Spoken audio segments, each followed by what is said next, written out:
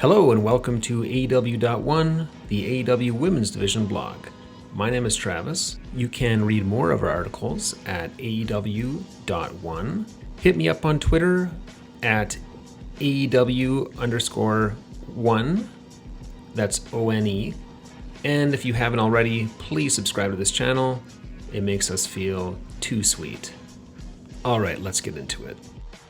So this is the audio version of an article up on AEW.1 called Dear Krew, published on February 8th. If you'd prefer to read it, you can head there and do that.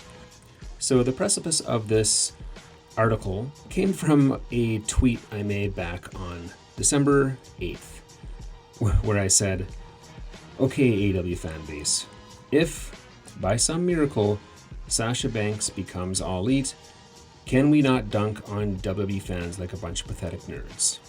Wrestlers are people who have their own individual motivations. Just be happy if it happens." And so the reason for that was, I know what it's like to be either a wrestling fan or just sports in general, to see your favorite player leave your team and go to a different team. It sucks. And I understand that there's going to be some fans of Sasha who wanted to see her go back to WWE, or just WWE fans in general, who would not feel great about this news. For me, in this case, this is my favorite wrestler, not named Kenny Omega, coming to my team.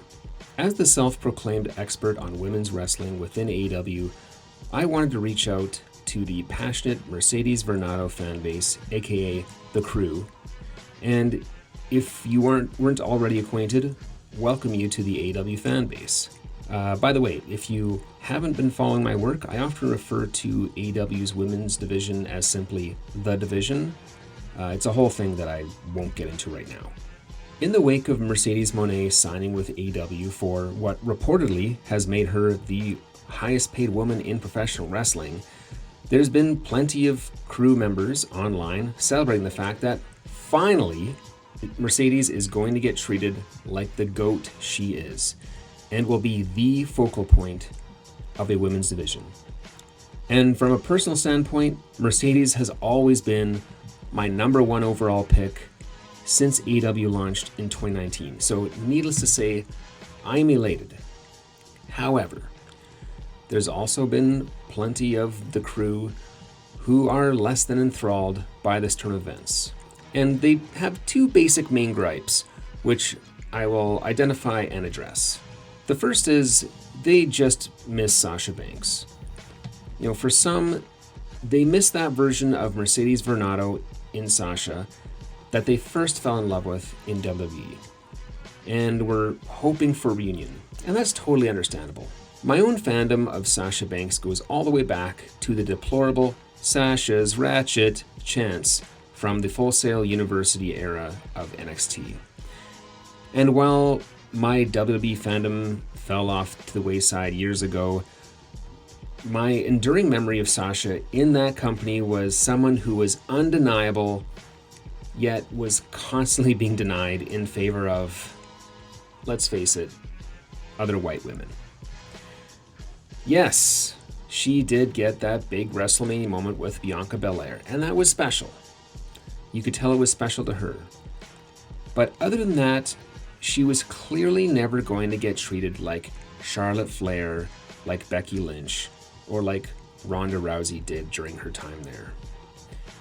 She even gave WWE a second chance to prove it recently after talks with AEW started to break down, and they fumbled her again.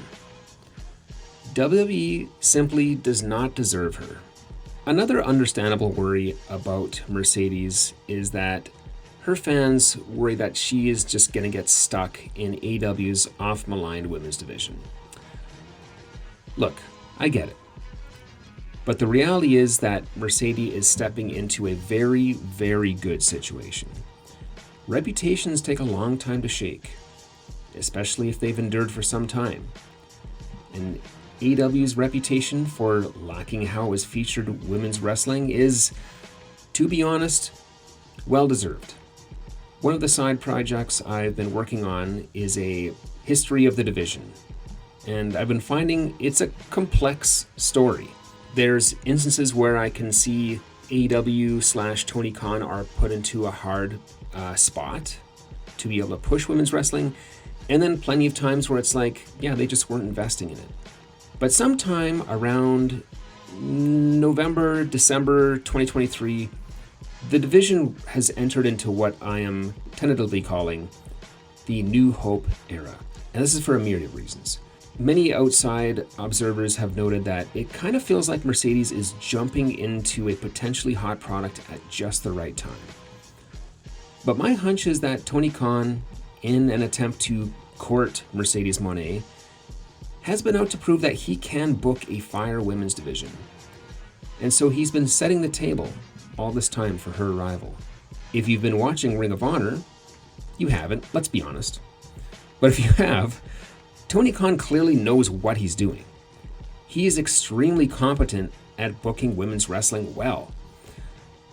So whether it was his own personal tastes or some edict from WBD, I believe that potentially fumbling the GOAT, Mercedes Moné, was the motivation, see, kick in the ass, that somebody over there needed.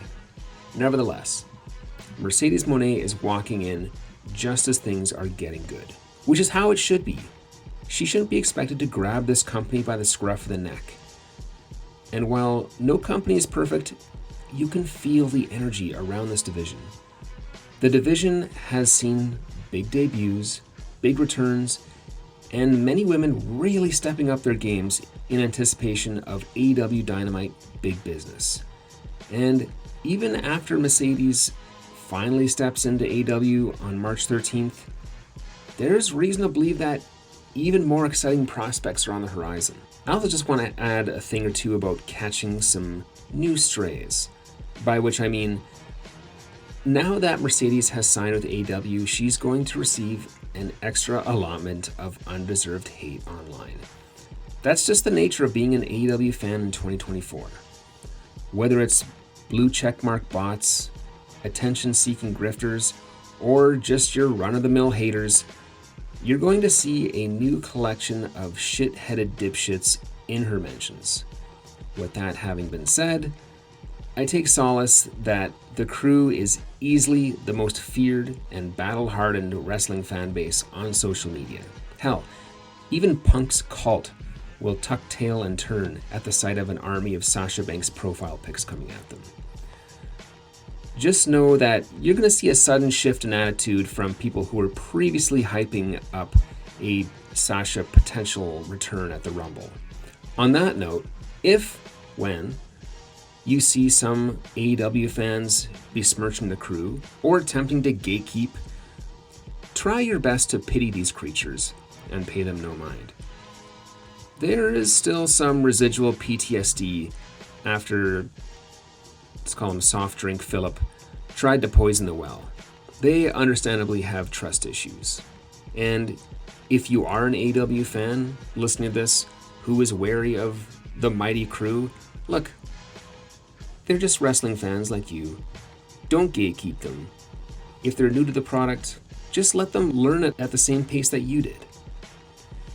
In any case, if this is how you're being introduced to All Elite Wrestling, I'm glad you're here.